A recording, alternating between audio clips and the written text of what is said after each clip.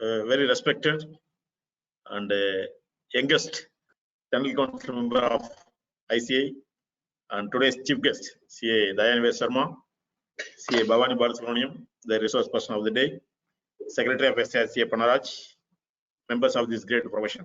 Very good evening to all of you. On behalf of members of this entire region, I welcome CA Dayanveer Sharma, Central Council member, and all the participants of the second day's proceedings of this refresher course on standards on auditing. My sincere thanks to our chief guest for accepting our request to be amidst us to add value to this evening session.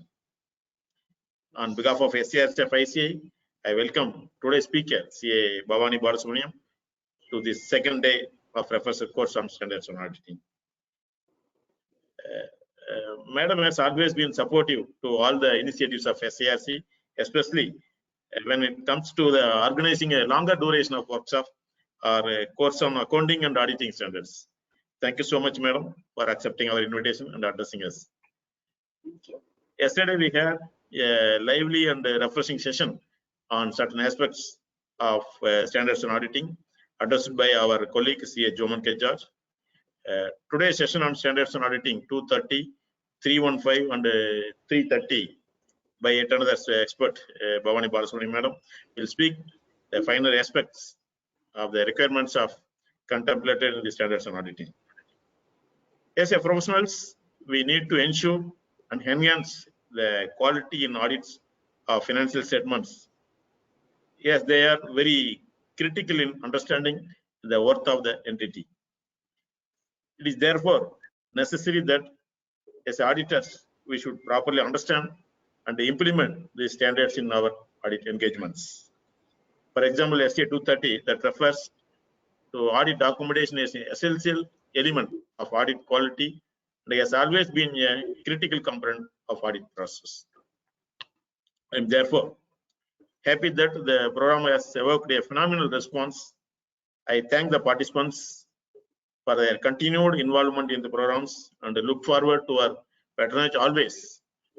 I would also urge upon the members to go through the ICA obligations and the implementation guide, which will be useful for us to discharge our responsibilities and other things.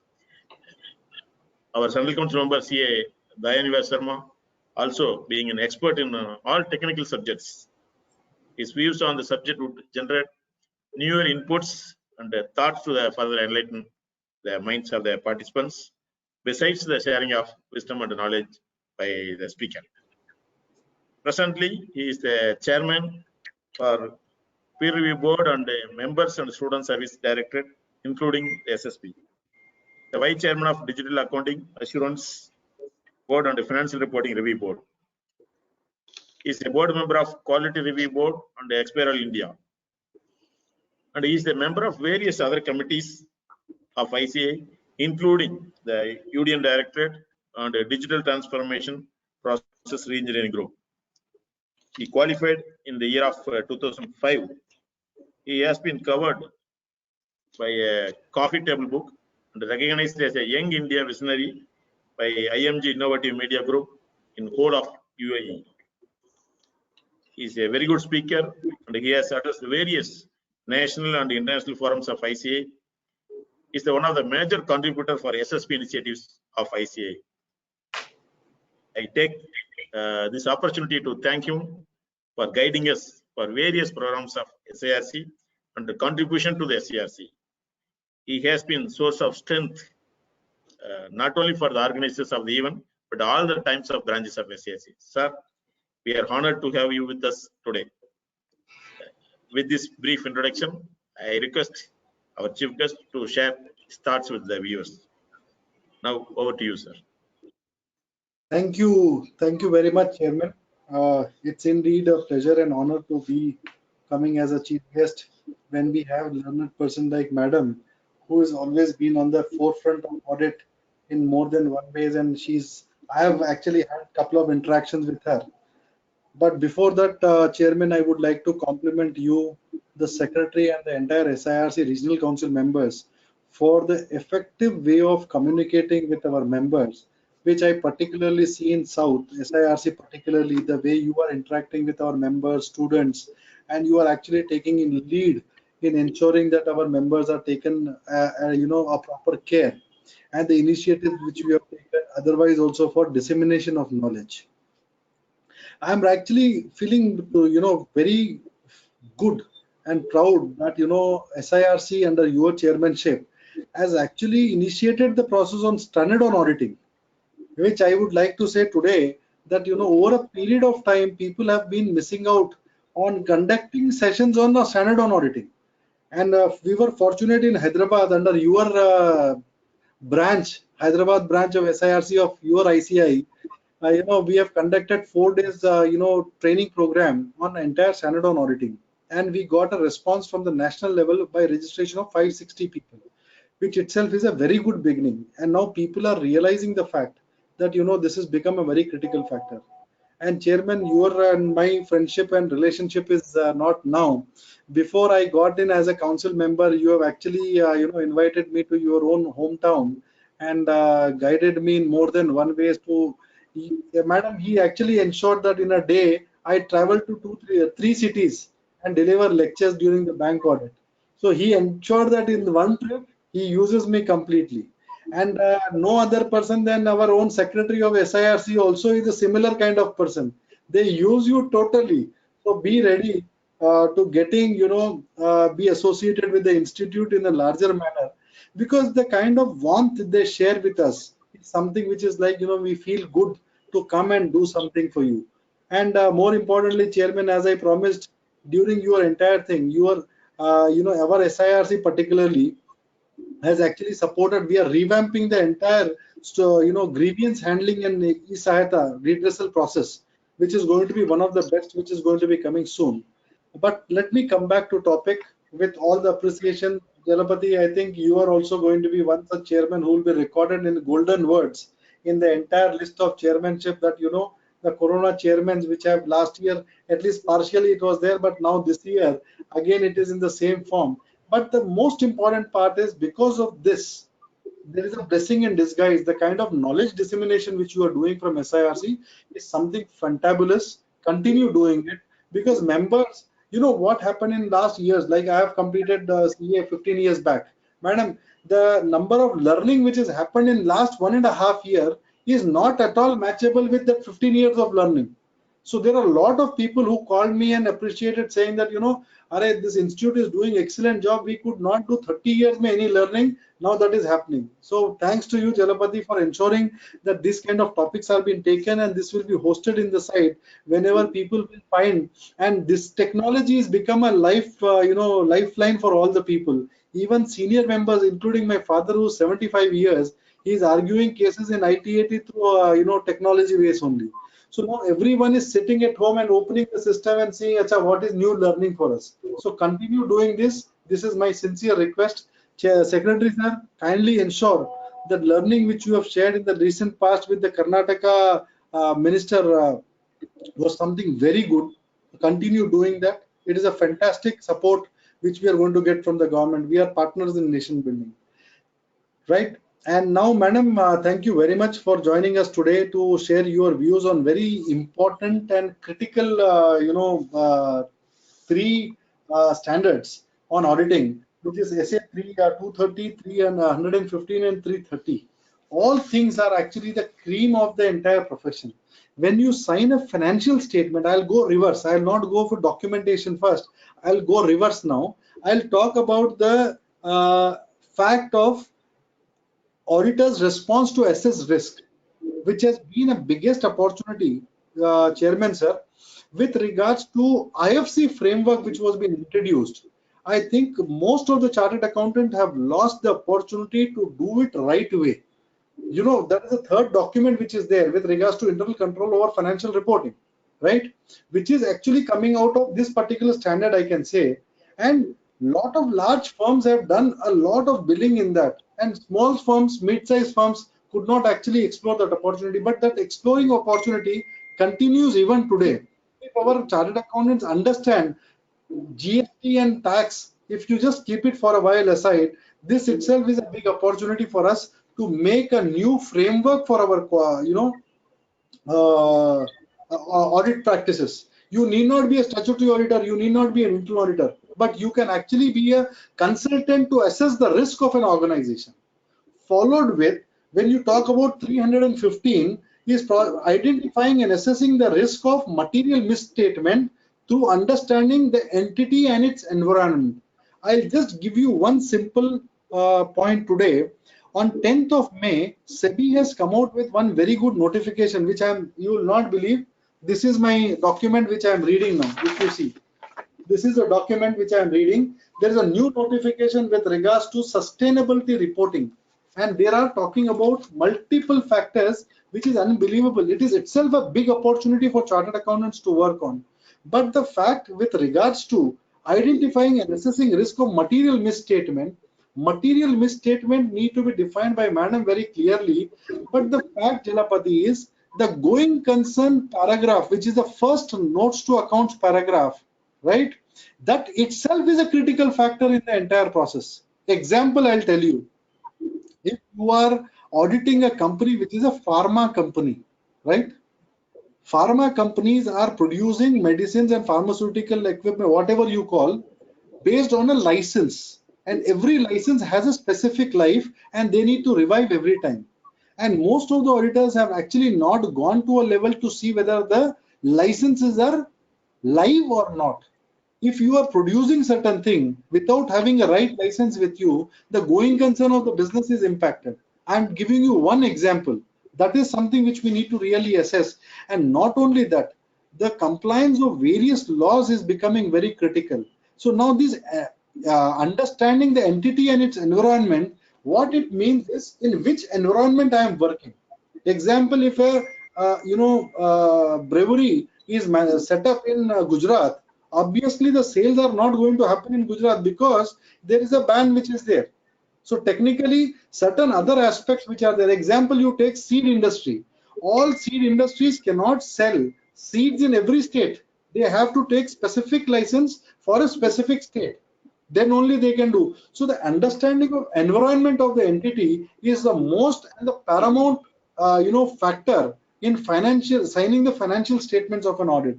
And last but not the least, on the documentation side, friends, I can tell you one thing. I was discussing one particular matter with AASB chairman, who is no other person than Shekhar sir. And I was saying that, peer review board, where I am the chairman currently, I am child of AASB. I'll put it this way, I am child of AASB. In the sense, whatever the standards which are written for auditing purpose, whether I have complied or not, the peer review board has to actually go and check whether the files are being maintained in that particular standard or not. One thing which I am telling each and every person is, peer review board is not a regulator. We are here to do a hand holding in the entire process. Tomorrow you are going to face FRRB, TAQRB, QRB, NAFRA or disciplinary. You can effectively face this provided you actually focus on ensuring that the documentation filing, which is written as per the mother document of standard on auditing, which is SQC1, if you are following that effectively in the file, no one can touch it. Friends, all the chartered accountants across length and breadth, Jalapati, you know, I know, Pannaraj sir know, madam knows that all chartered accountants, 99.99% of the chartered accountants honestly do their job. But only thing which they miss out is to demonstrate that the honesty is being done, documentation is missing. Because any case which is coming in, it is coming after 3 years, 4 years, 5 years. By that time, the article is gone, the staff is not there, you are alone left. So technically, what we are trying to tell in peer review board is, what we want you to do is set and right practice to ensure that automatically the entire thing goes. And more importantly, the peer review board mechanism, which is guiding you on following all the standards, is only to guide and ensure that you are protected in a true spirit. We are the first line of defense. So documentation is something which we need to continuously monitor. Pannaraj sir, someone asked me one particular question saying that as a small one partner firm, how can I implement SQC? I am the single partner. I don't have a reviewing partner, I don't have a quality review partner. But in SQC1, it is specifically talking about you can actually have an external person to come and review your file with a confidentiality letter signed that he is not going to share the doc. He can be a chartered accountant or cannot be a chartered accountant. No problem. You still have a reviewer who is external. So peer review board technically is guiding all the firms to ensure that this documentation, the understanding of standards, SQC, compliance is actually well within the entire framework. And madam's experience is so high in the documentation because of the firm from which she comes from. It actually will add a value to the entire people who are participating today in this session. So Chairman sir, I compliment you for ensuring that a resource person like madam you have introduced to our entire fraternity, who's going to share her views with regards to how the documentation, all this assessment of risk and documentation of those risks, more importantly, how you work under the tough environment where you are seeing all the lockdowns, this, that, and everything happening. Madam, I'll share one very interesting thing.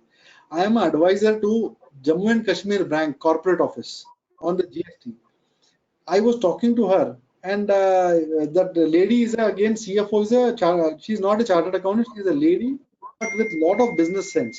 So that lady said, Sharmaji, what are you trying to tell? We have seen so many lockdowns in past. We know how to assess this entire risk. We are comfortable to manage the entire business with all kind of lockdowns which can come. So the point is, there is a risk, there is an assessment of a risk, and there is a mitigation of the risk that need to be properly documented and taken into a right spirit. Chairman, thank you very much for calling me today to share my views. Really thankful to Panarat sir also for giving me an opportunity to be in Bangalore the other day and again Chennai today. And madam, look forward for your active participation and guidance to our members on the documentation side and assessment of risk, which is very, very critical now. And the most important part, which is ESG, which is the new thing which is coming up in the audit world. I don't know, Jalapati, you heard the concept of ESG. It is environmental, right? E is environmental, G is governance, and S is basically social.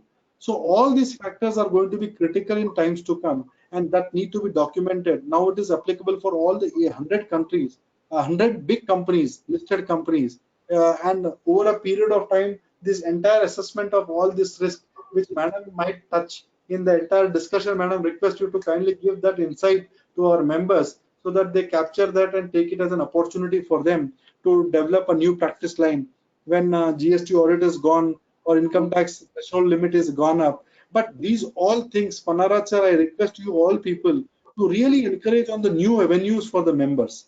That will be a very good opportunity for people to work on. Right. Thank you very much. Thank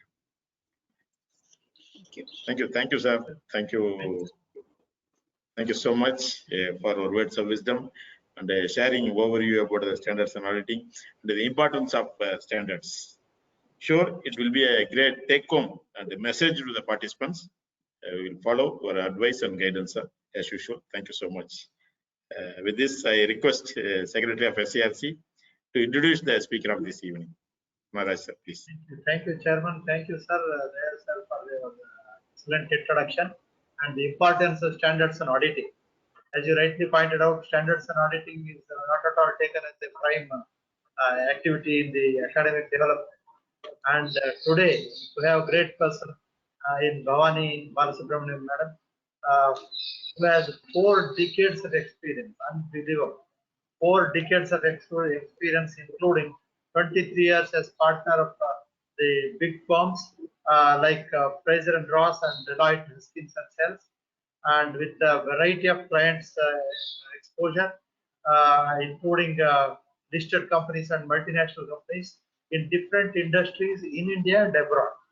That shows you the wide experience and eruditeness of madam. She is currently the chief strategist for diversity evaluation for Avtar, handling diversity assessment and training for corporates. She has over 2 decades of experience in audit training, and her other areas include audit, company law, risk management, ethics and integrity, and peer review. Currently, our interests are in the field of diversity and inclusion. Professional experience, audit and assurance partner for 23 years and audit experience of 4 decades, as I already expressed, responsible for large listed companies, US, SEC, listed corporates, entities operating in India, UK and Dutch-based Indian entities, and other entities operating in the Gulf, Mauritius and Singapore. She had professional experience overseas in multiple accounting firms, including PwC and KPMG, for 4 years in Zambia and Liberia, Africa. She has been responsible for review and opening on financial statements under Indian and international standards, assessment of internal controls, risk management reviews, systems and process reviews.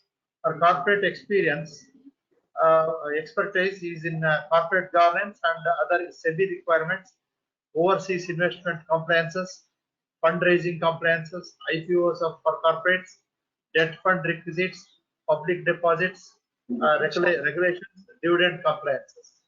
See, each one of the field is not at all a regular practice for most, at least as pointed out by our Central Council member. 99% of us do not have exposure in these fields.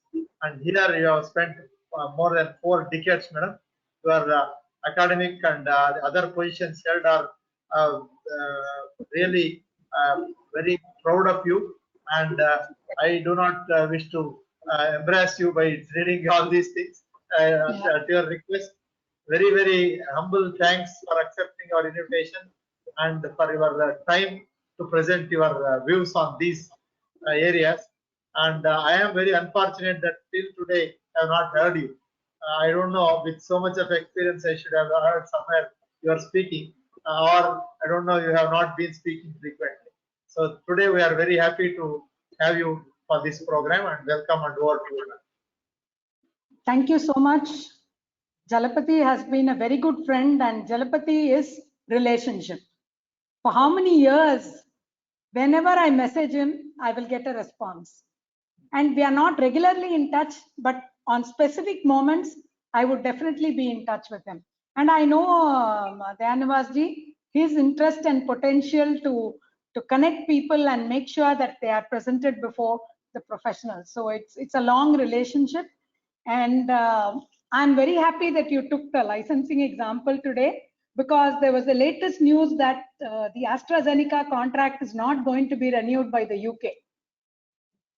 So that was this afternoon on the television. So license is something which is very, very critical. And this could be a going concern issue for the nation as a whole. It could be an issue where we'll have to look at how it is going to impact us. So this is from the professional assessment of risk to a national risk assessment.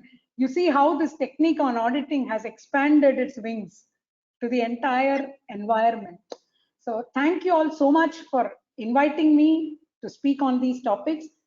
This has been the most passionate of the auditing standards for me.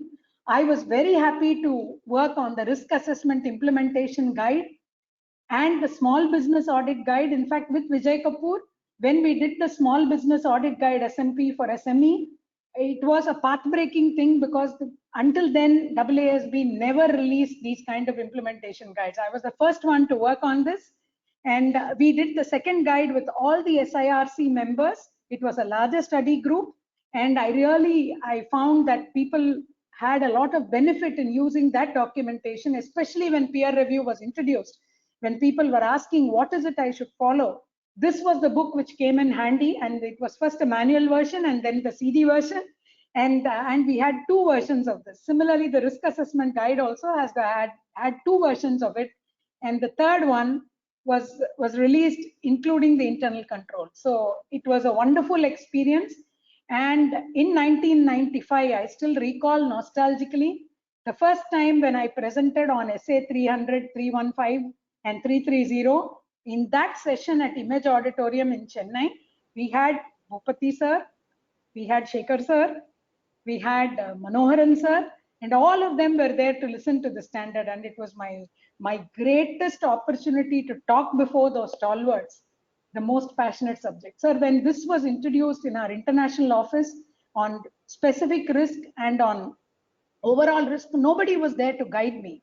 I was able to get a book from Australia, Deloitte, which gave specific examples of specific risks and how to do the risk assessment. And that was like Bible found to understand this whole concept. And there was this question of what does R stand for? Is it reliability or risk? This was a confusion which I had to find out for my own self and how to apply it. It's been very interesting because, as you said, it has changed the entire way we do audits. And therefore, these standards are really, really, really very important for us, the 3 standards. When Jalapati asked me to speak, I said, there are so many newer standards, but let me start with this. And I promise to the participants that if you do one on these latest SEBI regulations, please invite me to come and present to the members. I'd be very happy to make a presentation on these new SEBI guidelines because there is a lot to do for us. And as Dhanivas said, it's a wonderful opportunity for people to work on this. So with these few words, I thank Jalapati, I thank Pannaraj sir, and I thank Dhanivas for being here and giving me this opportunity. And I thank each one of the 257 participants who have taken time to be here amidst this pandemic, amidst the pressures, mental pressures you would have with your friends and relatives not keeping so well. I really thank each of you for being here to listen to me. And it has always been my pleasure, sir, to accept the CPE programs for the institute, because once a member is equal to any other member. I don't decide the platforms. If a study circle calls me, I speak for them. And despite all the audit pressures I have had, I have never declined one speaking opportunity in my 40 years or one writing a project or any other opportunity for the institute. I take pride in saying that for 7 years I was in the Audit Assurance Board, and even now I'm working on 2 projects and I'm to send the implementation guides by the weekend. So it is my passionate involvement with the profession. So thank you so much. Yes, sir, you wanted to say something. Yeah, what I was trying to say, Jalapati, madam has touched a very right thing. With regards to small and medium practitioners, there is a beautiful guide which has come on the documentation and other aspects. Ensure that madam comes and speaks on that topic again separately also. It will be a very good value add for the firms. Trust me, it is not a matter of statutory audit alone, Jalapati. It is matter of tax audit, GST audit, any kind of audit or any certification you talk about, the certificate, the documentation is the must. There is no alternative. And people think that, we'll get out being a small firm. No, it is not. Such auditing standards are applicable whether you are a 1-person firm or 1,000 people firm. Standard on auditing is applicable to everyone at length and breadth. So that is something which you need to keep it in mind and ensure that madam comes and talks on that particular topic. And if you approve and you permit, I'll also come and share screen with madam and share my views that time also. And I've also been a trainer for the peer reviewers, sir. So it's been wonderful to take them through the technical standards all the time. Technical and QC standards. Yes, sir. I'll talk to you, madam. I have need of some good people to guide people. Yeah, please, sir. Yeah. With these few words, it was a pleasure to listen to all of you, and I'm going to share my screen.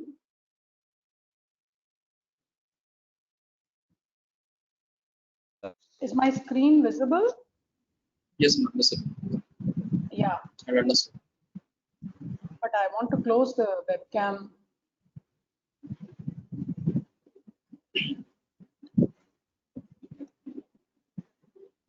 Yeah. No, you can run a slideshow, ma'am. It's visible. Huh? Yeah, I'm coming. You stopped your. Yeah. Is it okay? Is the screen visible? Yeah, screen visible. You can run a slideshow. Yeah, it's on slideshow now. Selva? No, not yet. It's Is it not on maybe slideshow? not on slideshow. Now? Yeah, now it's slideshow. Now it's in slideshow. Thank you. Thank you. As Dhanivas said, I'm not able to. Camera is Yeah. turned on. Yeah, as Mr. Sharma said, I'm also starting in the reverse and taking up documentation at the end and starting with the risk standards. I don't know why my webcam keeps appearing. Your camera is stopped, ma'am. You need to turn on your camera. You just share your camera again. Should I? I don't want to. Is the screen clear? Your screen is visible, but your face is not visible. Is it? Yeah. Okay. Is it visible now? Now it's visible. Yeah, you can. Fine. Okay, You thank can you. proceed. Yeah, fine. Yeah. Risk comes from not knowing what you're doing, said Warren Buffett. What a wonderful statement. Identifying and assessing risk of material misstatement and understanding the entity and environment. The objective of trying to speak on these standards for so many times to members is a personal motive to try and demystify the standard and make it clear to each professional that this is the best thing one professional auditor can have, and encourage them to use this without the fear of the entire standard and the reading of this generic language in the standards and the 32 paragraphs and the 146 paragraphs of application guidance and the appendix 1 on internal control and the appendix 2 on condition and events. It's a very lengthy standard, and for somebody to sit down and read it all on their own is very difficult, and it's the biggest drudgery anybody could go through. So my objective is to try and simplify it and make it link with the logical thinking as an auditor. So I'm going to try and be as simple as possible, even at the cost of repeating some of the basics, so that the link to each of these concepts becomes crystal clear. I'm aware of the fact that it is impossible for you to go back with your pressure of work, go back and read the standard again.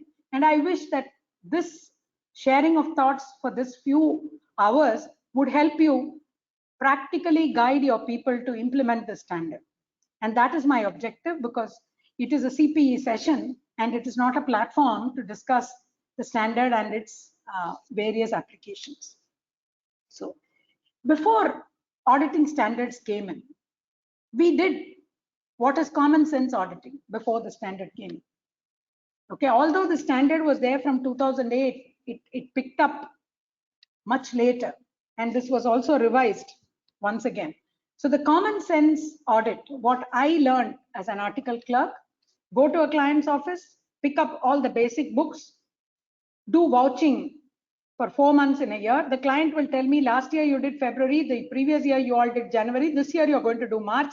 Here is the March sales book, you can start ticking. And faithfully, 400 invoices, 500 invoices, we used to sign the invoice and tick the sales book and come back saying, no exceptions noted, fully I've done. Take pride in saying I signed 400 invoices, 500 invoices. Find nothing there useful. Okay. So the question was, that is how audits were done. And when you got the trial balance, you started writing trial balance notes. And when the partner came in, his experience and his wonderful thinking was something which you adored. And you were always scared that something will crop up at the last minute and you have missed out something. So this was the mind frame with which we all worked as assistant managers and as article clerks. So those audit procedures were standardized, and little did we realize that they were aiming at efficiency, because whatever was the volume, you had to cover the volume. The drudgery went on. It was not necessarily effective because the client knew what you were going to do. You did not know what were the focus areas. And these things many a time came in as a last minute surprise.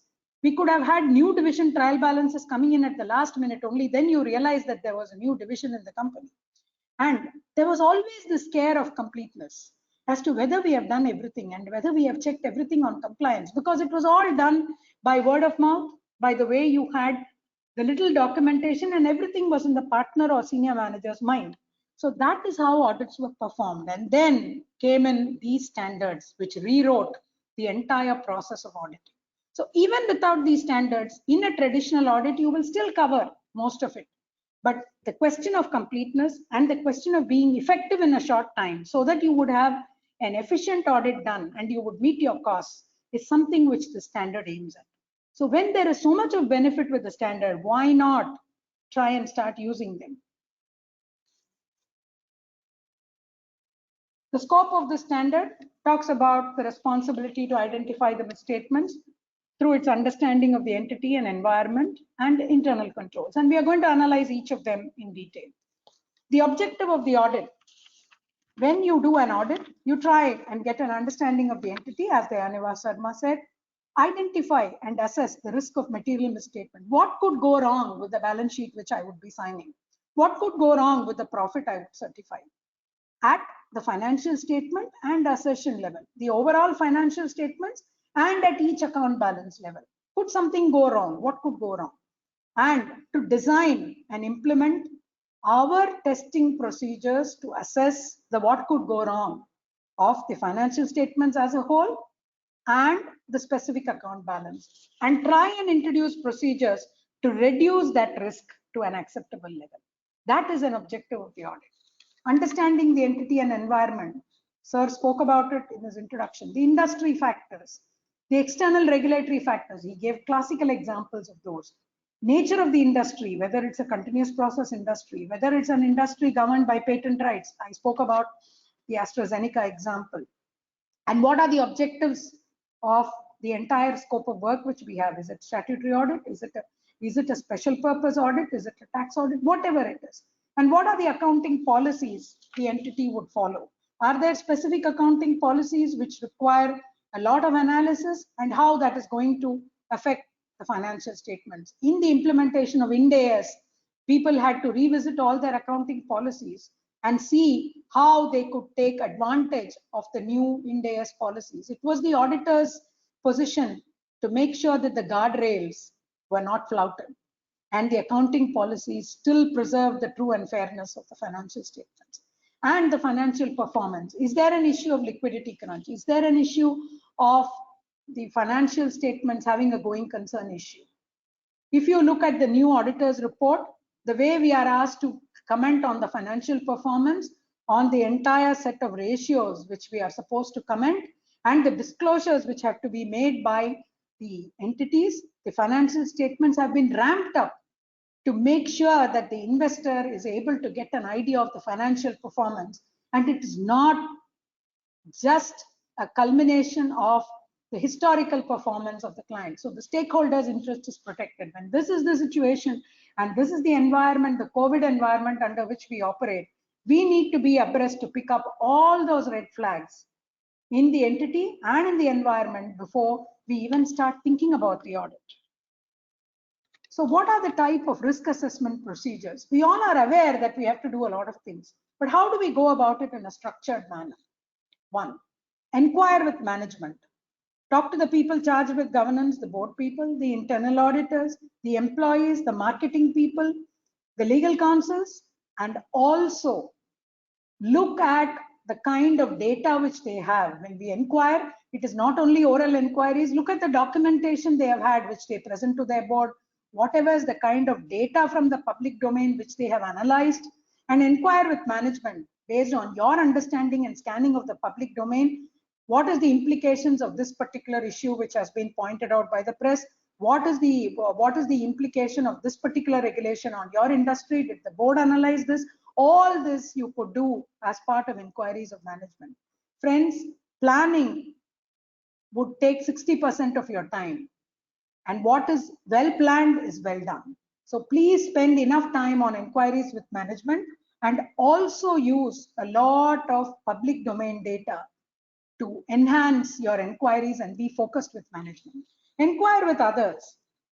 You could have an understanding of looking at others, looking at what peers have done, looking at those people who were otherwise connected with the entity as to what is their perception about what is happening. Many a time as an auditor, you could have your eyes closed on what is happening because you're looking at the books, you're talking to people. A dipstick into the external environment on how this entity is behaving probably could really help. And look at how these inquiries could be strengthened to improve your red flags. In terms of observation and analytical procedures, let's look at them in a little more detail. Many aspects of the entity which the auditor was unaware, you would be able to pick up from doing analytical procedures. These are called preliminary analytical procedures. Just looking at the skeleton financial statements which you have, the interim financial statements, looking at whether the figures match your understanding, For instance, whether the cost of sales and sales is matching with the margin which you are aware of. Are there any account balances which don't reflect correctly? What is the leverage? If you would like to be more focused, take those ratios which have become mandatory under the Companies Act now for disclosure. Look at the preliminary ones, look at the trend of the past years, and see whether any of these ratios give rise to a red flag in your mind. Maybe the recording of some of the account balances could be incorrect. It could very well be that you need to do more audit procedures on those particular account balances. Instead of picking them up as a matter of chance, can we have a structured procedure to look at those account balances which don't speak the right figures? Identifying unusual transactions and relationships. By this analytical procedure, whenever you're not able to get explanations for those relationships and those figures which don't look right, there could be a possibility of a fraud or a misstatement in the financial statements. It could be that part of reporting incorrect figures could be easily picked up in these analytical procedures. But analytical procedures, when you do it, even at the planning stage, the data at an aggregated high level gives you only a broad indication. Later on, when you start planning the audit, it is always recommended to drill down to the lowest account balance level to get better results. In terms of observation and inspection, you could have inquiries with management as spoken earlier, get information about the entity and its environment in terms of the operations, in terms of looking at documents, getting management reports, and of course, making physical plant visits. In this COVID situation, we are not able to visit the plants, nor are sometimes the company personnel able to go. So many of this is done through video, and we have our enough disclaimers and our enough notings in our disclosures to say that this is how this has been done, and we have relied on management's representation to make sure that there are the limitations which we have are brought out clearly to the stakeholders. So in terms of internal controls, understanding internal controls for the client, the control environment in which they operate, do they have an attitude to follow controls? Are they aware of what a control environment is? And are they having enough actions to demonstrate that they would like to have proper controls in place? The 3 A's. And are there enough control activities which you can pick up for reliance? And is there a proper information system by which you're able to pick up a satisfaction that management is controlling information in a proper manner and the right information is picked up to flow into the financial statements? And whether the entity has got risk assessment procedures. It's not the risk assessment which the auditor does. Do they have an internal risk management system? Do they have a process by which they are able to pick up the issues? The example which Dayaneva Sharma said about the Jammu Kashmir Bank, she was on top of the lockdown scenario and the risk she had to handle, and she had procedures and backup in place. So do entities have these things is something which we'd like to understand, and how well they monitor the internal controls. It's not to have a manual on internal control sitting somewhere in the rack of the CEO's room and nobody monitors that. Is he making sure that at all levels there is delegation, that these things are monitored properly? In terms of control environments, these are some of the aspects which you are all aware. And the COSO frameworks, the communication of ethical values, participation by people, the commitment to competence, management's philosophy and operating style, assignment of authority and responsibility, organizational structure, and the HR policies. Is there something on ethics which is laid out? And is there something on breaches and on disciplinary mechanism for people who have not been ethical? Things like this, whether there has been enough commitment to competence. Are people reprimanded for lack of competence? Are these things prevalent in your organization? And internal controls, those aspects which as an auditor you would like to look at. After assessing the controls, is there anything which has a pervasive effect? Is the control consciousness weak? I mean, people just don't care. It's a promoter-driven organization, and for him, business is the top priority. And it's always perceived that they don't have controls, especially in a promoter-driven or in a small organization. Believe me, as an auditor, remember, they control their business very well because they are successful. You have not been able to cite those controls. So very many occasions are there where you need to understand how the management controls its own business and toe that same line to test them. Because I had this experience, we as a firm were only doing substantive procedures and we had international peer reviewers who came in. And whenever we said, no, we do substantive procedures, we were told one sentence: all your clients have controls. You have to look for them. What a statement which gave a lot of realization. You go to the small person who is in a shop selling materials. He knows by the weight which he carries in his hand whether the salesman has given a 1 meter or a 2 meters. He knows that. So that is how they control. So what kind of satisfactory control environment is there which absolutely deters fraud? I'm sure all businesses have this. So it is our duty to pick up these controls in which we will use it for our risk assessment. And those controls by themselves may not prevent or detect misstatements, but will deter the management from doing something which would result in a risk of material misstatement. But the auditor's assessment of effective controls gives them a comfort on the risk assessment. Smaller entities, as Sharmaji said, it's a small auditor. Imagine a small company done by a small auditor. There will not be people charged with governance because he is his own governance person. There's no documentary evidence of the existence of a control environment. He's the one who controls everything. The question is, do they have the attitude awareness, and is the owner's action which is demonstrating proper controls? Is he an ethical person? Do they have processes in place to make sure that there is a deterrent for anything unethical and also frauds? So those are the things to be mapped in terms of risk assessment for controls. There are control issues which are there to be seen when they are automated controls. And I've just mapped the risks, the benefits and the risks of automated controls for you to just run through.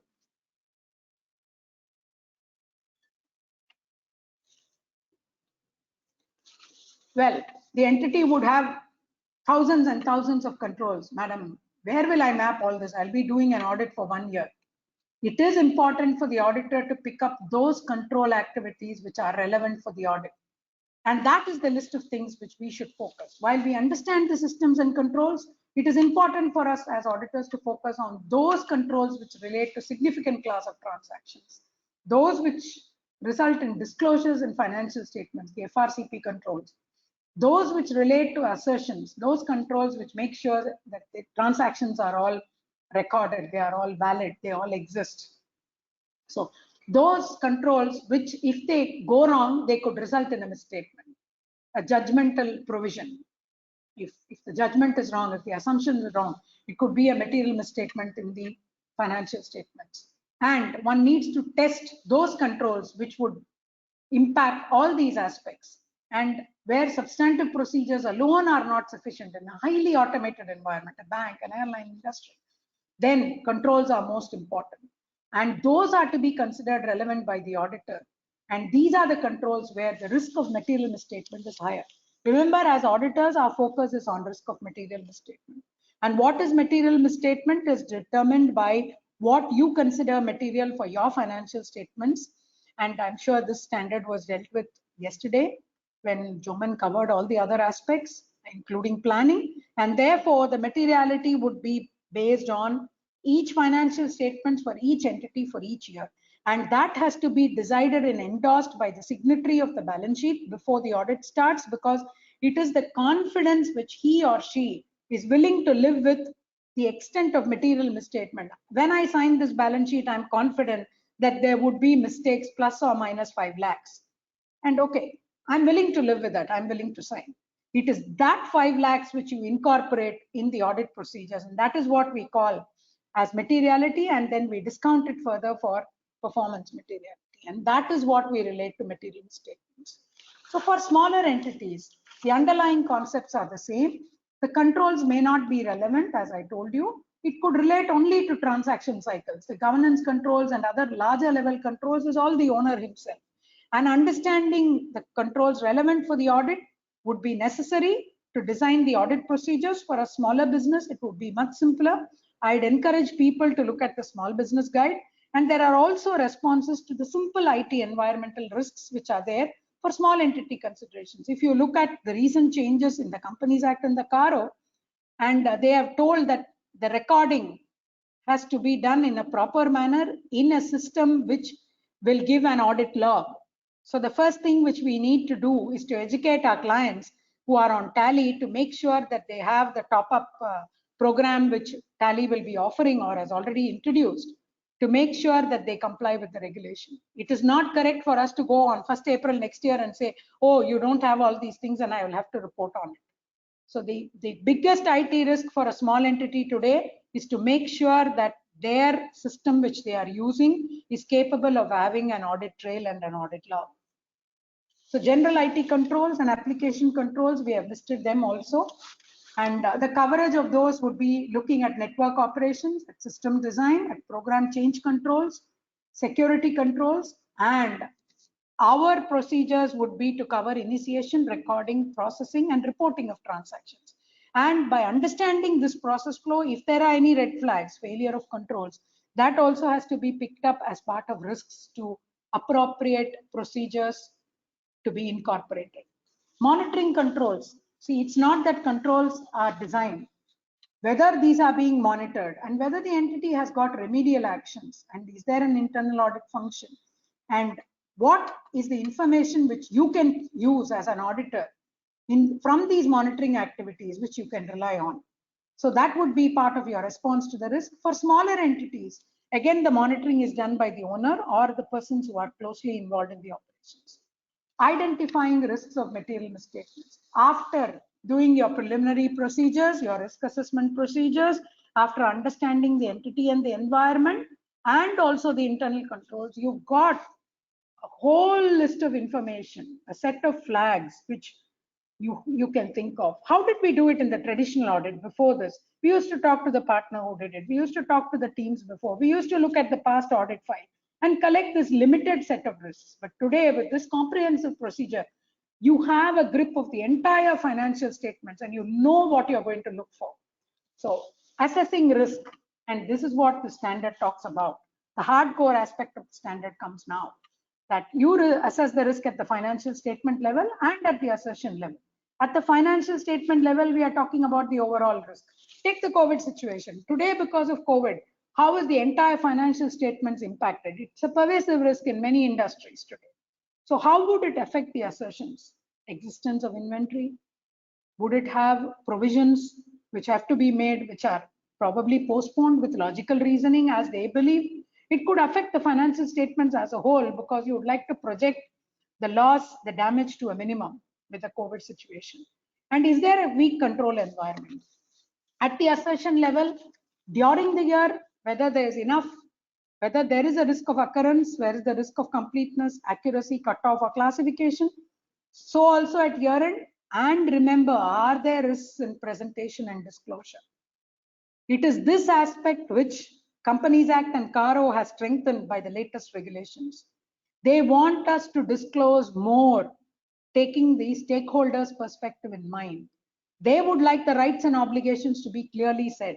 They would like us to talk about occurrence of some events which could be very important for the stakeholders. They would like us to comment on the completeness of all the transactions, those transactions which could be questionable. They want auditors to ensure completeness, and they want us to classify and make it understandable on all the account balances under the proper ratios. That one statement on disclosure of ratios is enough to bring out the entire story of the entity. And of course, accuracy and valuation. I tried to simplify the risk. This is a diagram which I've been using for very many years now to make it simple. See, whenever we talk about risks, you could have a risk on engagement with the entity. It could be because of your prior experience. It could be from the accounting processes the entity has been following. A classic example is having a software without an audit trail. It could be due to transactions and special transactions. In terms of transactions, it could be some abnormal transaction which is there in the ledger, which you haven't seen in all these past years. There could be significant adjustments, which could be misstatements. It could be significant adjustments to distort the financial statements. It could also be with an intent to conceal a fraud. Estimates could have period end adjustments. Suddenly they would change the assumptions at the year end. And estimates could be very subjective. That is why audit of estimates, the auditor is asked to prepare an estimate in his or her own judgment as to what the provision should be, and then compare it with what the client does. Traditionally, friends, we used to go and check that provision and check the calculations. and write down after asking the client what is the basis and then say verified. But the audit of estimate standard has cast that duty on us to check the estimates. So when we have identified all this, comes the question of risk. You have identified those account balances which could have a risk of material misstatement, and you have segregated the good ones, the good children from the bad children. Now, with these bad children, the risk of how would you identify? It's not the whole population is bad. If it's an inventory, is it inventory in a particular location for a particular sub-level of inventory? And what is the risk in that?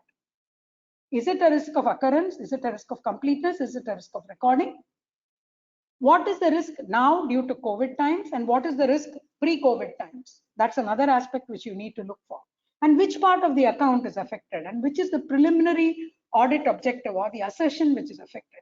As long as you can pinpoint the risk and drill it down to the sub-account code level and the assertion level, one could design focused procedures to address that risk. And that is what the COVID guidance given by the institute is telling us. In each particular account balance case, they have wonderfully laid out what needs to be done. That is a practical latest demonstration of how risk needs to be identified and pinpointed.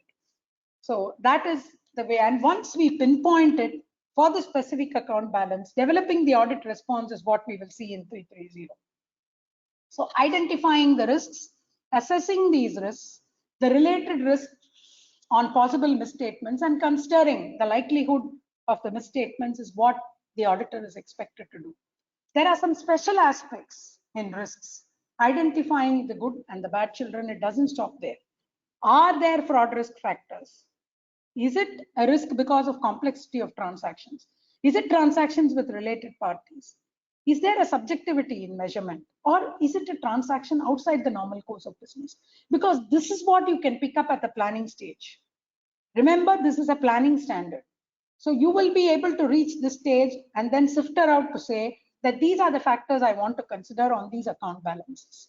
And if you look at the kind of disclosures which have been enhanced now, it all relates to all these aspects. When you read any of what regulation has introduced, it all stems from this mother set of factors which the auditor is supposed to consider and communicate to the stakeholders. And where there are significant risks which would affect the entity's controls and those activities, what is the duty of the auditor is also laid out in the standard. How management would respond to that, those risks is what the auditor has to identify. What are the control activities they have? What is the documentation they have? How have they got the approval from governance, and how have they assessed the one-off events? And let us talk about the one-off events a little later. And does it result in a material weakness of internal controls? Where substantive procedures alone are not sufficient, the standard gives you what you are expected to follow. And substantive procedures are not fully useful if it's a fully automated system, and sufficiency and appropriateness of audit evidence would depend on accuracy and completeness. And that is why you need the electronic platform to be checked fully in detail. And the potential for misstatement is higher in an electronic environment, and it is impossible to check it through manual processes. And that's why it is mandated that you need an ERS specialist to work on the audits. I would like to spend a little bit of time on revision of risk assessment, taking the COVID scenario.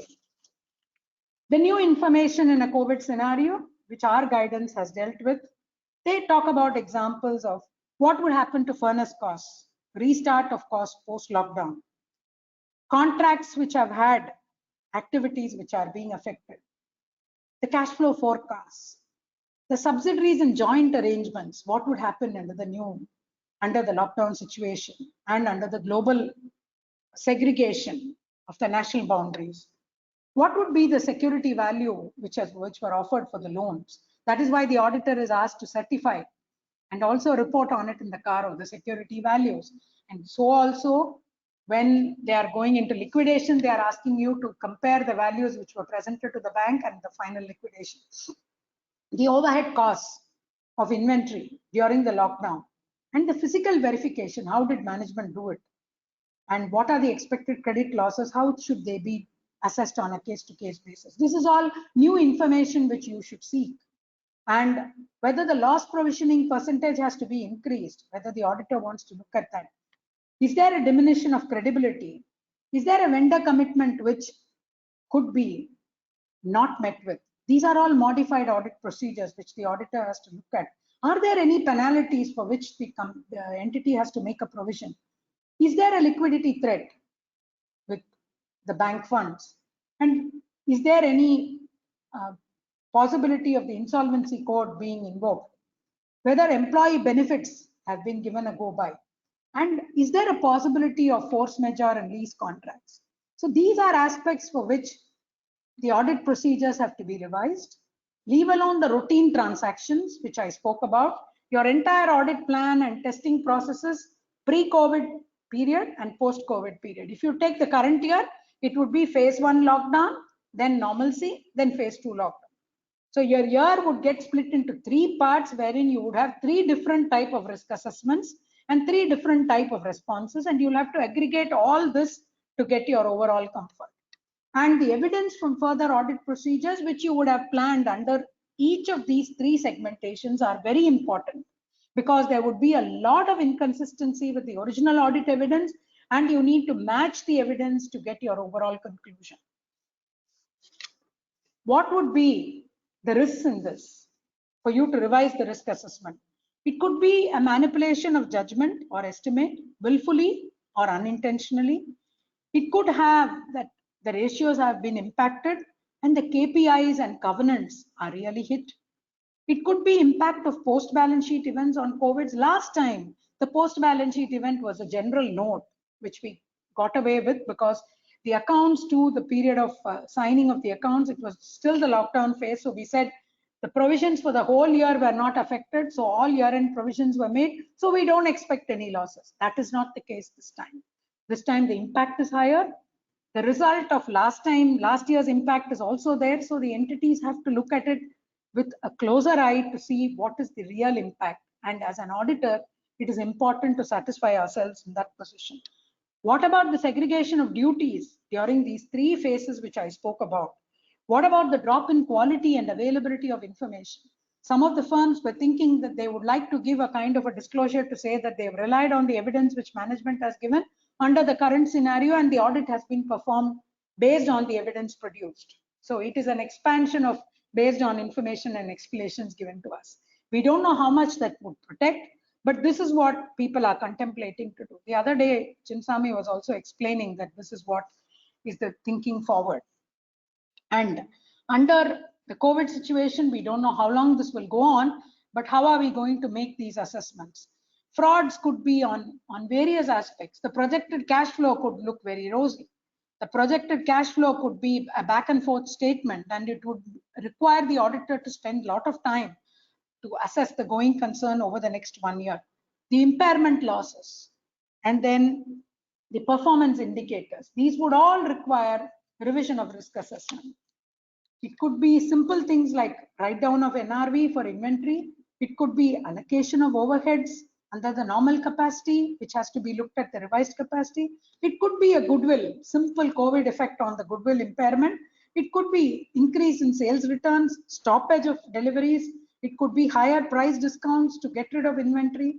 It could be contingent liabilities, which management needs to consider whether it would become onerous contracts. It could be any of these examples. It could be an overall impact on the financial statements. Friends, all these years, revision of risk assessment in the standard was a small paragraph. Many of us never used to concentrate on this because revision of risk assessment was limited to 1 or 2 fact findings just before we close the audit. And we used to tweak our risk assessment procedures and do those additional steps. It was not such a big giant to handle. Whereas revision of risk assessment under this COVID scenario has been something really critical. And you won't believe, I was thinking that this standard came into force so many years ago, and whether this would be relevant under the scenario today.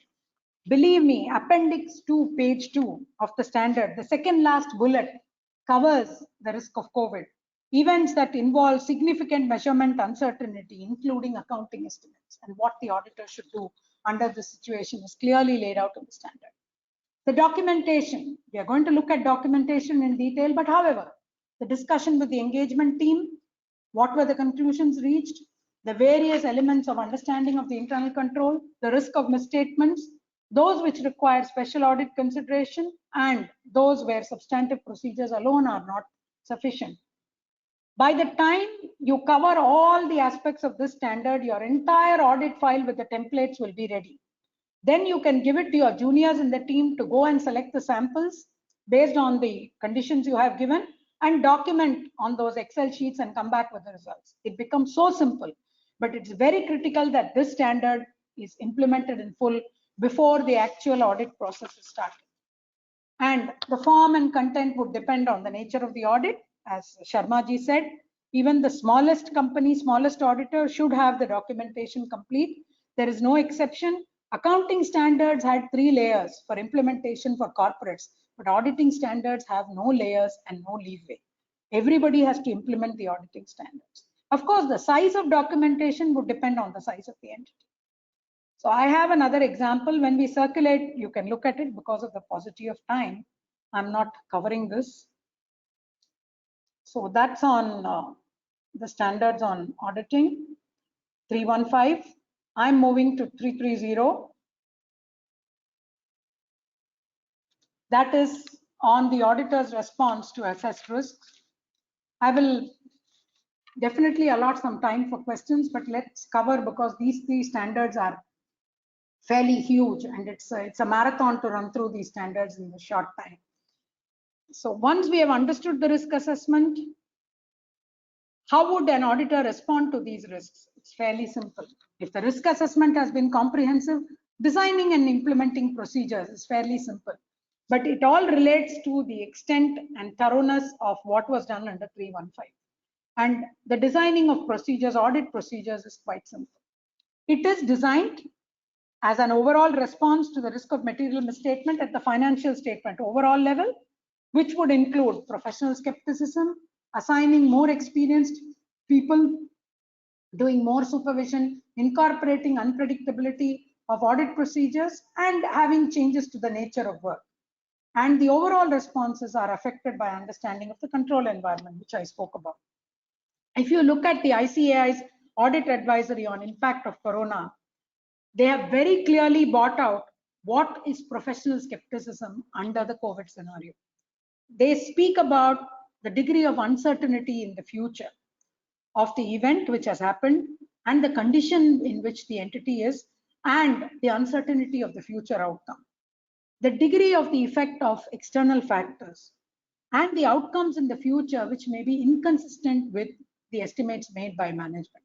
So it is not enough to say I have applied professional skepticism. They are asking us to analyze under these 3 aspects and have procedures to address these things. Let me confess, when even in the best of audit files, how did you increase in an increased risk scenario? What did you do? I increased professional skepticism. There would be a general checklist. People would tick yes or no. It could be as skeleton as possible. The COVID guidance has very clearly told us under professional skepticism, what would you do? You would assess the degree of uncertainty. You would look at the external factors and you will look at the inconsistency between the original estimation and the later estimation. And be skeptical when you look at these 3. And how would you increase that skepticism? By having more people, experienced people, by having more supervision. Somebody would look at the adequacy of the procedures and also see whether the procedures have been performed properly. Incorporate unpredictability into audit procedures. In this COVID scenario, clients would stifle you to say, I can give you only this. It's not possible for us to reach that site. All that would be there. So it requires a bit of innovation to think of what procedures you need, or if nothing is possible, safeguard yourself by reporting saying you were able to do only this thing. So it is a scope limitation. If you have ascertained it's a scope limitation, please bring it out in your audit opinion. And what kind of changes you would bring about to the procedures. There could be operational disruptions. There could be changes in business models. There could be contractual non-compliance. And there could be lower cash flows. All these could be uncertainties. And therefore, you need to incorporate all this in your procedures. The audit procedures at an assertion level. For each account balance, how would you tailor your audit procedure? Because of the red flag you have seen, what is the risk you have assessed? What is the nature of the account? Is it a significant account balance? Is it a significant risk? So what kind of procedures you would have? And do you think test of controls alone is enough, or substantive procedures alone is sufficient? Is a combined approach needed? Match between the nature, timing of the audit procedures and the nature and risk at each levels under the three scenarios which I said. Your whole year this year is divided into three segments. First wave, normalcy, second wave. So your procedures would be three types, and we need to demonstrate that in our audit files. Designing further audit procedures. Is there a likelihood of misstatements due to a particular characteristics of a transaction or account balance? Sharma ji spoke about a brewery industry. What would have happened during this COVID scenario? What has been the position during lockdown? Sales have been a problem. So how is that being addressed? How is the market being looked at? Have they made projections about the future COVID third wave? What would be their marketing and what would be the cash flows? Have they taken that into account? Designing risk assessment under control risks. What would be the kind of issues in terms of their own systems on sales and controls? What is the persuasive audit evidence you can have? What would be the quality of evidence you would get? Many a time you will have to look for third-party evidence, and these third parties would be suffering corona. You may not get reliable evidence. Not accept unreasonable deadlines. Try and make sure you get results which you want. Otherwise, say that you can't complete the audit. Nothing is wrong. Let them wait. It's a very easy thing to say, but very difficult to implement. But engage with people before and explain these things and your responsibility under the new reporting requirements. What are the reasons for risk assessments which you looked at? And what audit procedures you need to perform at the year end, near to year end? Remember always to incorporate unpredictability. However, you would like to change the procedures. Do you think that at the interim stage, you can do many procedures so that you can identify the significant matters at an early stage? Think about these things when we decide our audit procedures. The timing of the audit procedures, there are factors which affect that. The control environment, if they don't have proper procedures and controls and it's all one man, it's all in his mind, everything would bottle up at the year end. Even if you kill yourself doing testing during the interim, the whole thing is going to change at year end and you're going to check.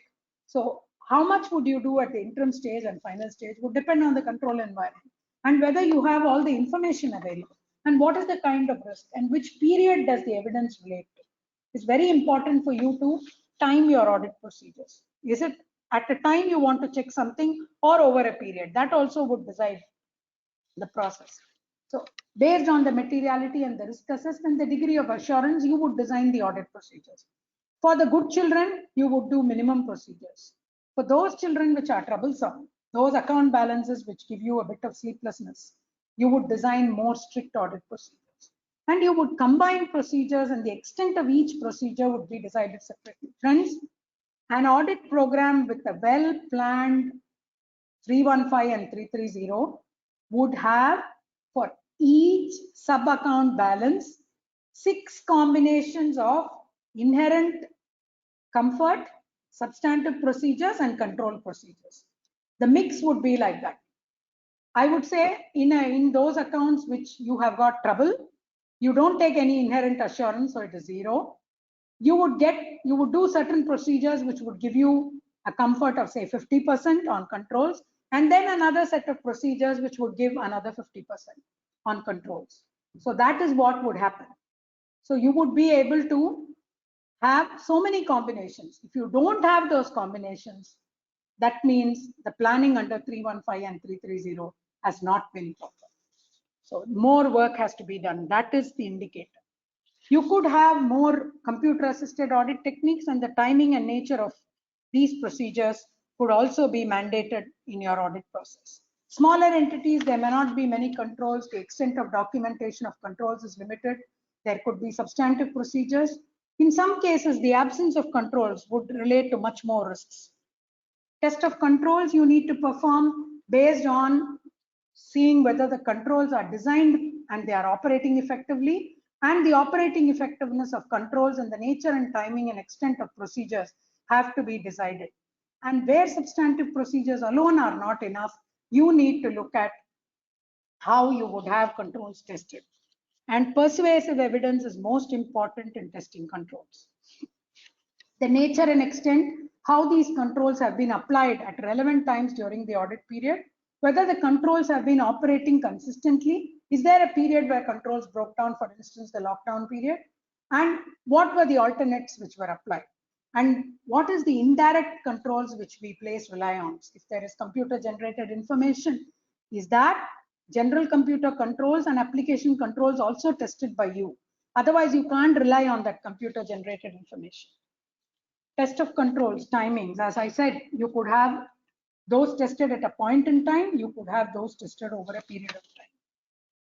Using evidence obtained during the interim period, you could have evidences obtained during the interim period.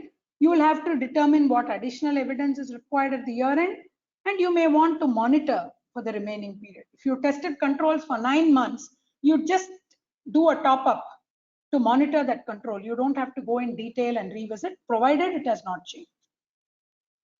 In previous audits, if there have been tested controls tested, the standard allows you to take leverage.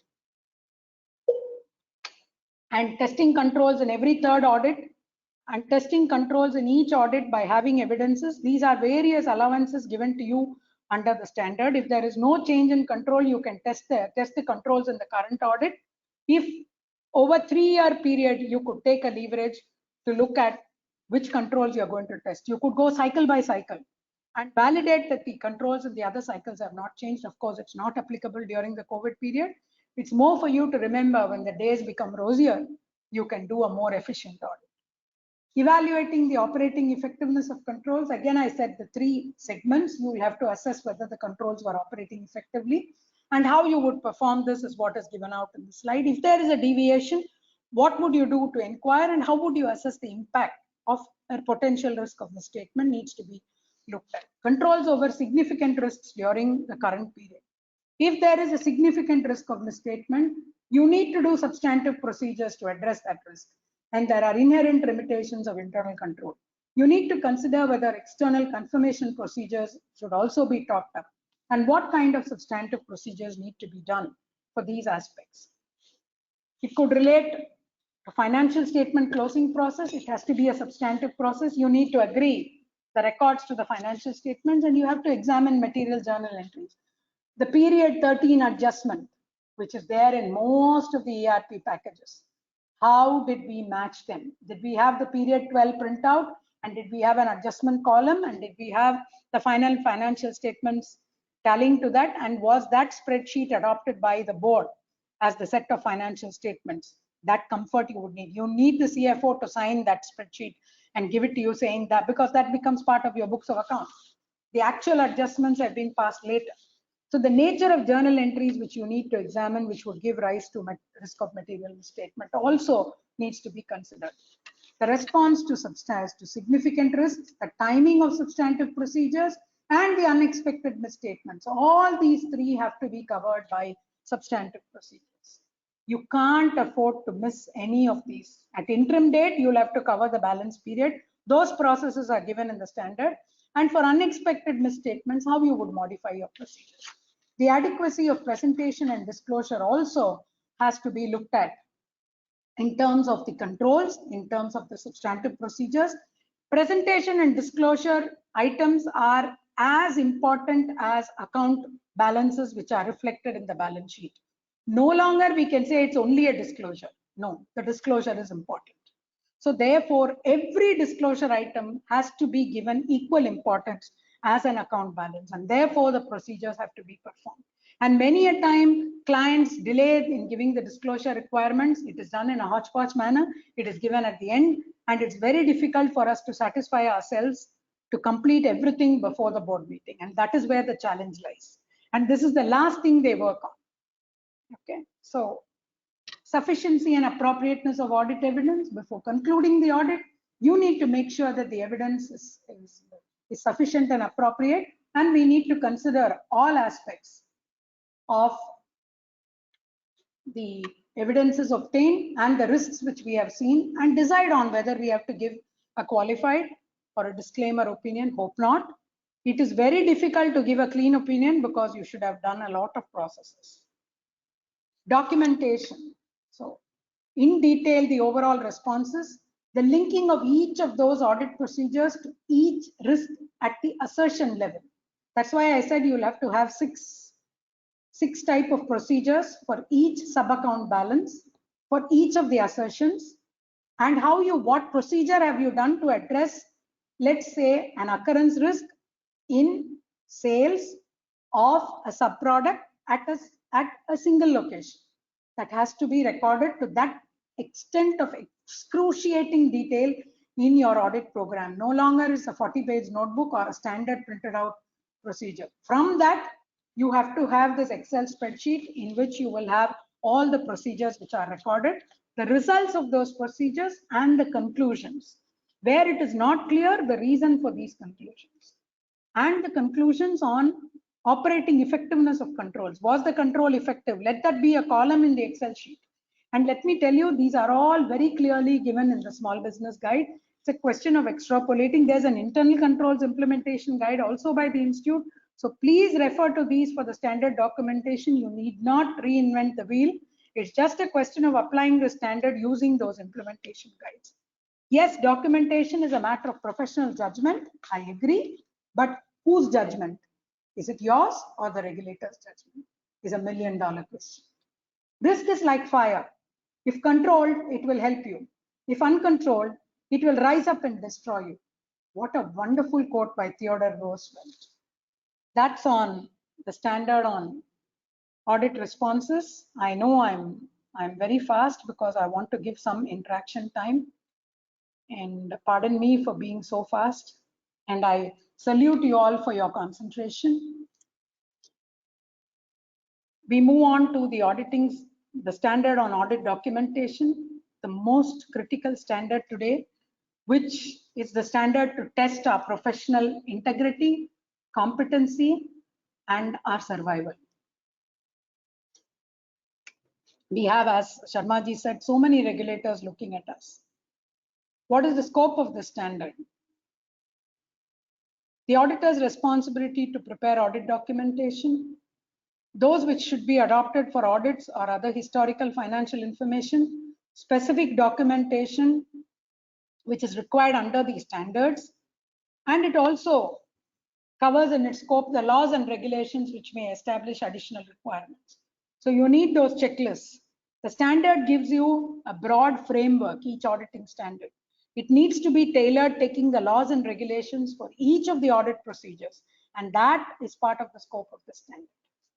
So it is not enough if you meet the requirements of the last paragraph of the auditing standard. You need to supplement it with the local requirements. You need to keep on revising as each law changes. So that is all covered under the scope of the audit documentation standard. Why do we need this documentation? Of course, to assist in engagement planning, we looked at it. To help people to supervise and direct. If there is a set of clear documentation, supervising, reviewing, and directing the team becomes easier. Reviews become very easy. There is accountability as to who is responsible for what and who did which work. And that is a demonstration of the accountability to the regulators. It is a record of matters of continuing significance. It brings out everything in detail, and it assists in external inspection. When the regulator looks at your work, they look at your work, not at you. So evidence would be a conclusion for the overall objectives, and evidence is how you have performed the work according to the laws and regulations. So therefore, the objective is to prepare a documentation as detailed as possible, to be a sufficient and an appropriate record to support the audit opinion, and evidence that it was performed according to the laws and the auditing standards, the planning and the performance. Let me give you a few examples. Sufficient and appropriate record for basis of the audit report. Many a time we would have done the work, we would have checked the account balance, the final balance would be different.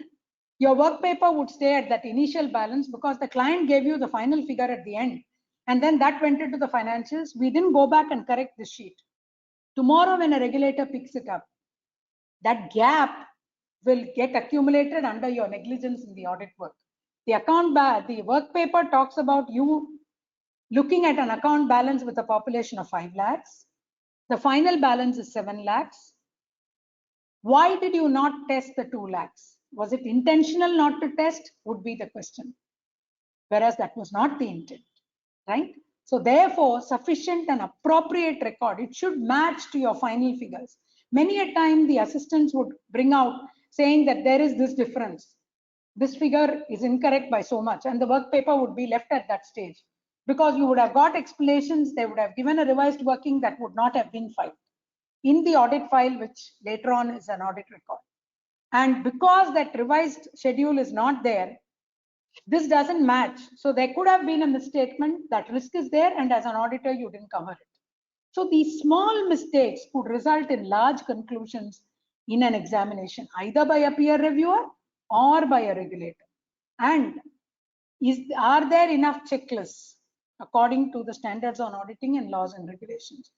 Friends, even if you are following some international procedures based on international standards of auditing, it is required that those checklists have to match para by para to our institute standard on auditing and the laws and regulations. That record has to be there. Each para of the auditing standard has to be mapped in your checklist. So what is the relevance of timely prepared audit documentation? You need to prepare it on a timely basis because it enhances the quality of audit and it facilitates review. The brain is fresh on the day when something occurs. 2 days down the line, there is a fading of 10%. 1 week down the line, research says it goes down. And 1 month later, you are able to remember very little. And therefore, documentation then and there becomes very important. It facilitates review and evaluation of the evidence and the conclusions reached. And therefore, it is important that we document before the report is finalized, not after the report is shared with the client. It's not that you sit down making sure that your file is complete in all respects after you've done your work and closed the deliverable. It has to happen alongside, because that is a measure of completeness. Only assembly and archival can get done later. Documentation prepared after the audit, as I said, is less accurate. Documentation of procedures of audit evidence. The form and content and extent of audited evidence should be to facilitate a person who has no connection with the audit, but is an experienced auditor, to review the paper and electronic documentation and get comfort that the nature and timing of audit procedures, the results, and the significant matters have all been dealt with properly. Let us look at nature and timing of audit procedures. There should be enough documentation on the size and the complexity of the client. What have you done in terms of understanding the size of the client?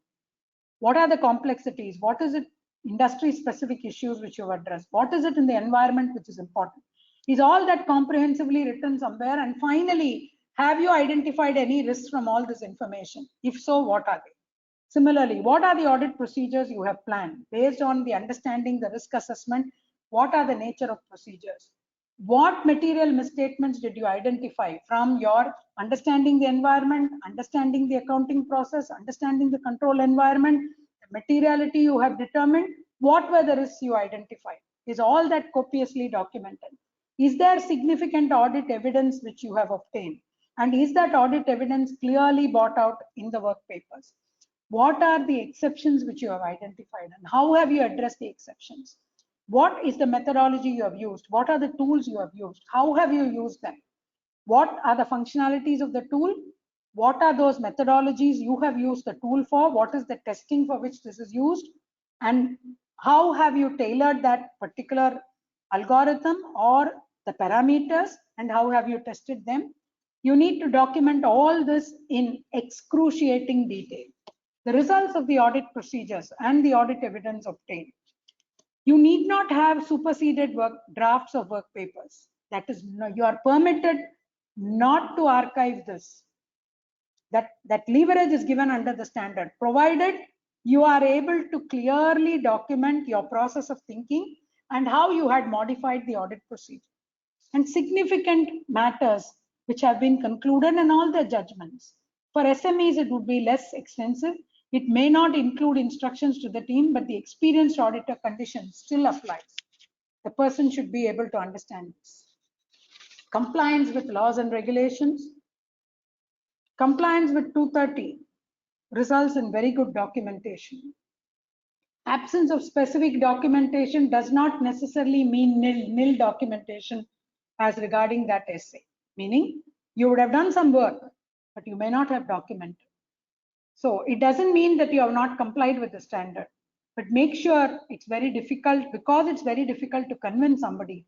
You need to demonstrate each standard and its applicability in your work papers. Today, the regulator asks, if you say you didn't do it, why did you think you need not do it? Where is it written? It may not be applicable, but where have you said it's not applicable? Why did you believe this procedure was not required for this? In another audit, you have done the same procedure. Why did you give a go by? Was it intentional? These are all the kind of grueling questions which come out with regulators, because they are looking at it with the eyes of a fraud, with a forensic eye. So you can't blame them. But if the audit file is complete in all respects, it should address those things which are not done also. That is the expectation of the regulator. The why of not done.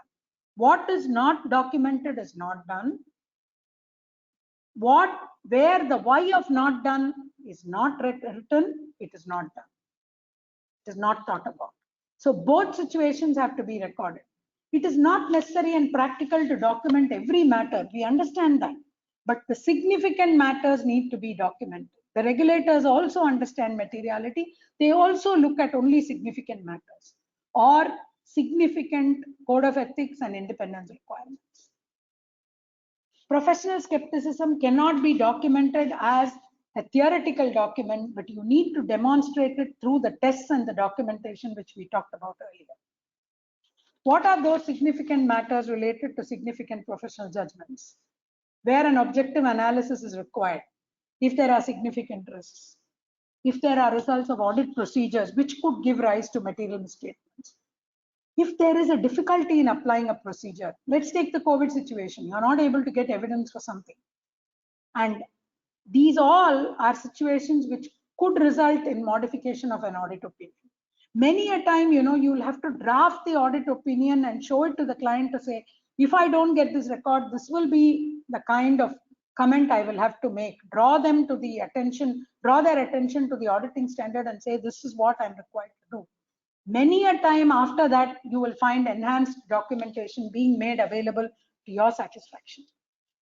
Factors to be considered in documenting professional judgment. Rationale for the auditor's conclusion as to why that auditing standard and consideration of those aspects were important.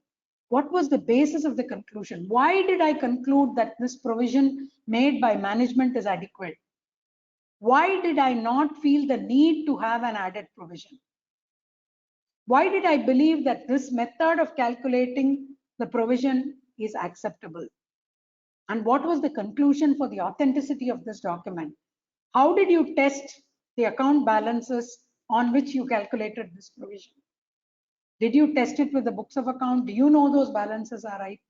How did you check the information produced by the entity? When there is a doubt in the authenticity, how did you check this? So that is how the professional judgment has to get demonstrated in the document.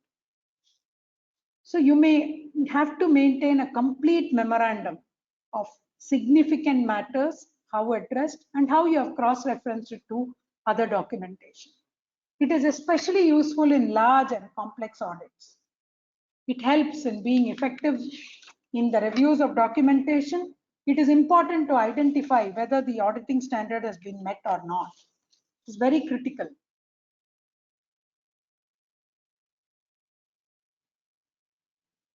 So these are some things to tell you about how the documentation has to happen.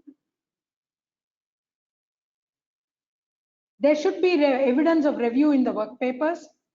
The work paper should demonstrate accountability. That is, there should be a preparer, a reviewer, what date it has been performed, who has performed it, what was the work done. in terms of explaining each tick mark. And the documentation of significant matters, again, at the cost of repetition, I put this down. The nature of the matter, the timing, and the discussions we've had to get corroborative evidence on the significant matter in the balance sheet. Did we look at other industry provisions? What is it other industries have taken to form the basis of estimate? Did we do something like that? Did we go beyond the client's balance sheet? Corroboratively, did we do discussions with vendors, with third parties? Those things have to be documented. It cannot be restricted to the records prepared by the auditor. It can be minutes prepared by the client and agreed by the auditor. You could have correspondence with regulatory authorities. That also should form part of the documentation which you have examined. How would you conclude when the documentation is inconsistent with the final conclusion?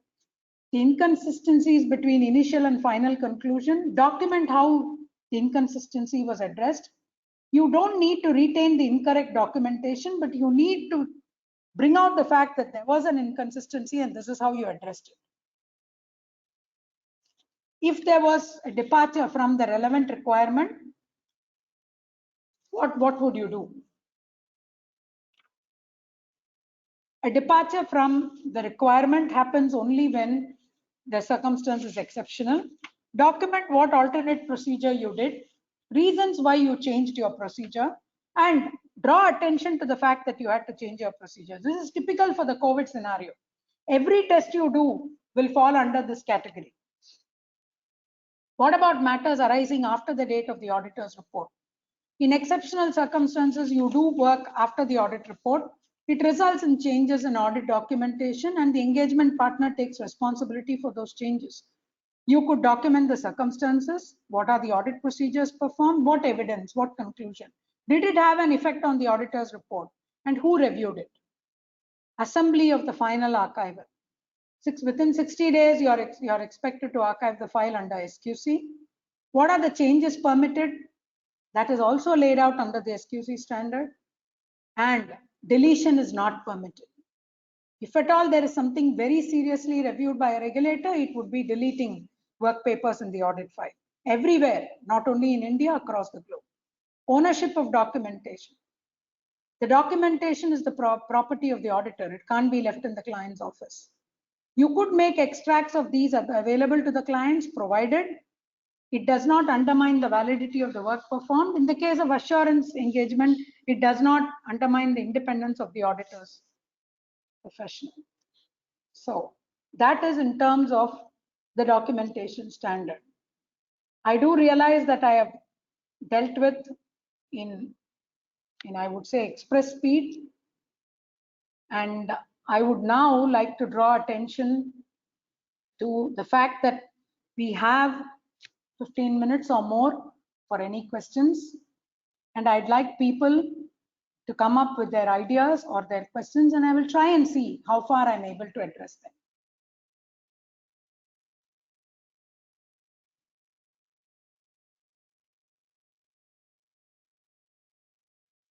One minute, ma'am. So you have two questions here. Just try to share a screen from my end, ma'am. Am I audible? I'm not able to. Have I stopped sharing the screen? No, you stop sharing a screen, ma'am. You can stop the slideshow and you can just see yourself. One minute. Okay. No, I'll just share my screen. Is my screen visible? yeah, yes. Yes. Yep. Two questions. Yeah. How work from home and digitization at many clients, how the documentation and response to assessed risks can be achieved. Yeah, work from home and digitization at many clients. It would start with your controls around their computer systems, what kind of general computer controls they have, and what are the security controls on the data which they have had, and how much they are able to share information with you on a secured environment, and what kind of screenshots you will be able to take and bring it into your audit file for evidence purposes. So it would be a highly automated environment which you are checking, and a lot of security concerns have to be addressed. And all this needs to be documented in detail. This would be much more than your original traditional documentation for every account balance. What is the planning for procedures for liquidity crunch, diluted limited resources? Yes. Dwarakanath sir, I would refer you to the COVID guidance because the institute has come up with 2 guidance notes in which all this is in detail. I'll be very happy to take a separate session on this. I appreciate the comprehensiveness of your question, but I'm afraid that the time is too short to address each of these aspects. But I can guarantee you that the COVID guidance given by the institute is very clear and very detailed, answering each of these points.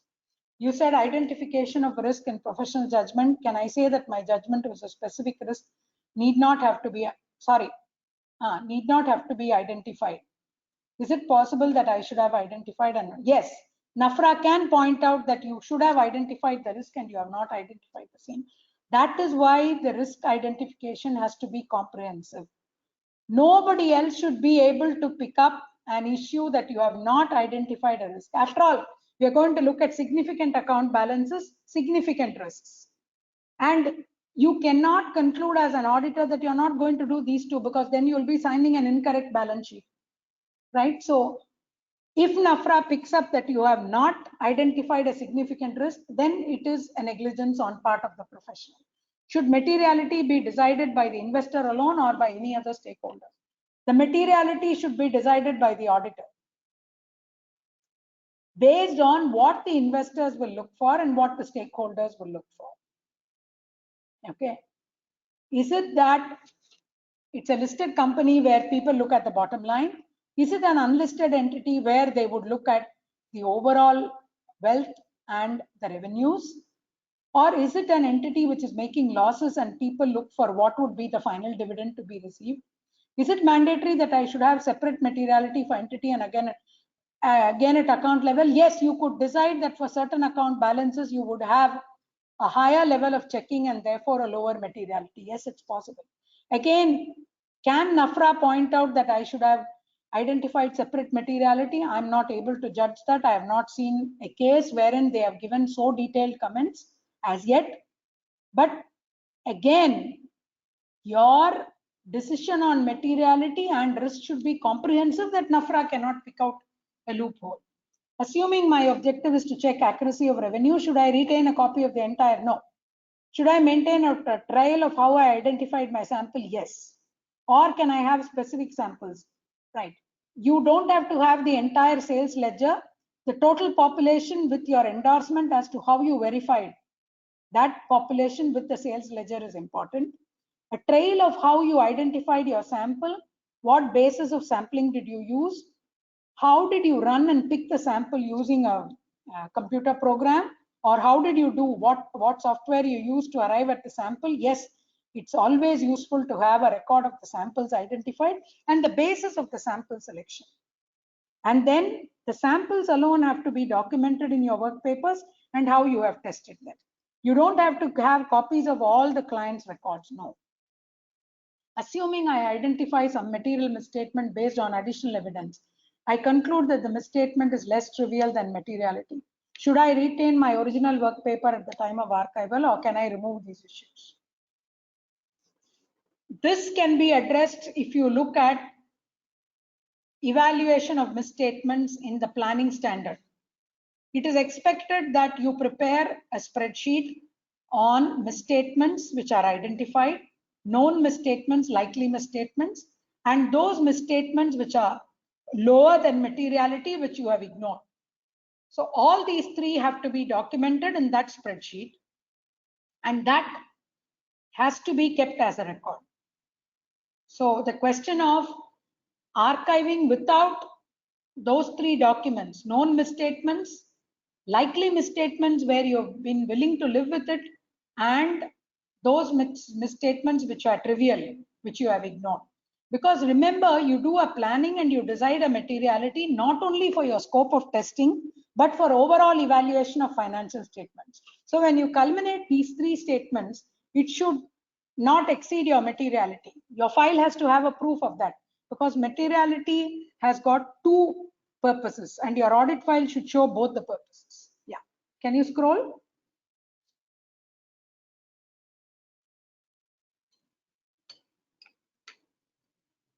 Can you share a practical scenario where 315 and 330 are critical? I would fail because everywhere 315 and 330 are very critical. For every account balance, for every assertion, has sales occurred? There could be various combinations under these sales. It could be wholesale, it could be retail, it could be export. For each of this, the risks are different, the accounting procedures are different, the control environments are different. So therefore, you need to have so many different audit procedures to address each of this.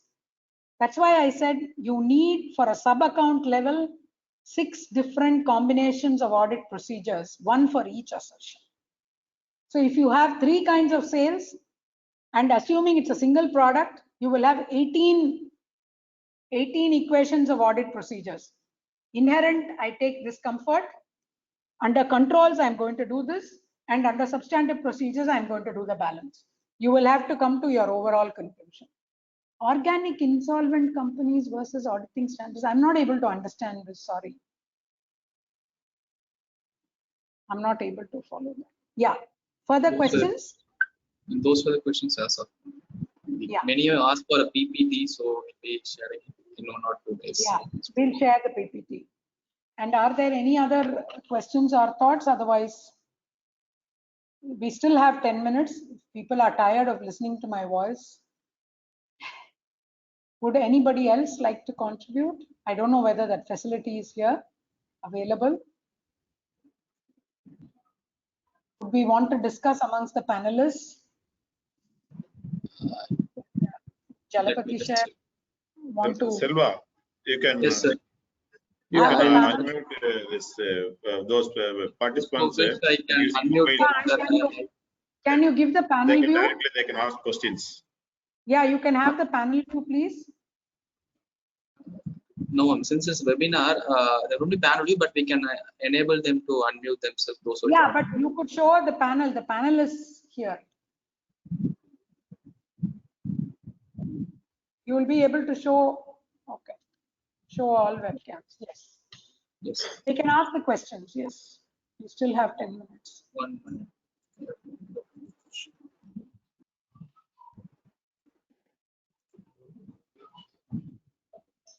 Here, one question. I hope the screen is visible, ma'am.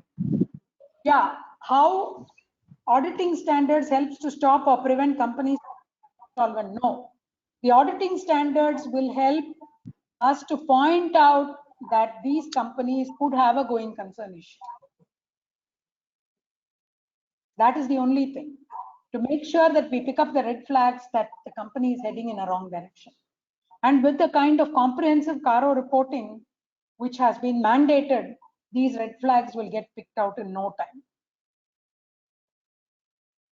In fact, the CARO, the changes in the CARO is wonderful. It brings out the entire essence of all the planning and the risk assessment we do in the final report. It's a wonderful mapping. Although, I mean, we should be proud that we have such a comprehensive reporting in our country. Nowhere else we have this.